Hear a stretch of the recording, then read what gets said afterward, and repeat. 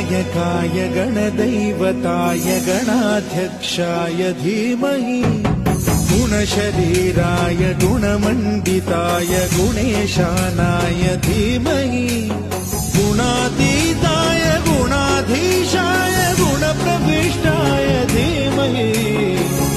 एकदन्ताय वक्रतुण्डाय गौरीतनयाय धीमहि